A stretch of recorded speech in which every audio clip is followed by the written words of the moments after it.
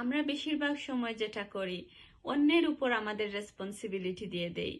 যেমন, সে যদি আমাকে একটু সাহায্য করত, তাহলে আমি সাকসেসফুল হতে পারতাম। সে যদি আমাকে শিখাতো, তাহলে আমি শিখতে পারতাম। সে আমাকে শিখালো না, সে আমাকে হেল্প করলো না, সে করলে এরকম হতো। আমরা এরকম কমপ্লেইন আর রেসপন্সিবিলিটি অন্যের উপর দিয়ে দেই। আপনি আপনার জীবন গুছাতে পারেন যদি আপনি রেসপন্সিবিলিটি নেন। অন্য কেউ আপনার জীবন পরিবর্তন করতে পারবে না। আপনার জীবন পরিবর্তনের জন্য আপনাকেই দায়িত্ব এবং সিদ্ধান্ত নিতে হবে।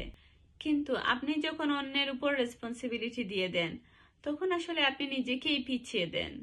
কারণ আপনার মনে হবে আপনার কিছু করার নেই, তখন আপনি আর চেষ্টাও করবেন না। কিন্তু যখন আপনার রেসপন্সিবিলিটি আপনি নিয়ে নেন, নিজেকে পরিবর্তন করার সিদ্ধান্ত নেন, তখন অনেক সুযোগ আপনার চোখে ধরা পড়বে, যেগুলো আগেও ছিল কিন্তু আপনি দেখেননি বা এইভাবে ভাবেননি। এই যে আপনি চেষ্টা করবেন, খুঁজতে থাকবেন, তখন সেই সুযোগগুলো আপনার চোখে পড়বে এবং আপনি সেটাকে কাজে লাগাতে পারবেন।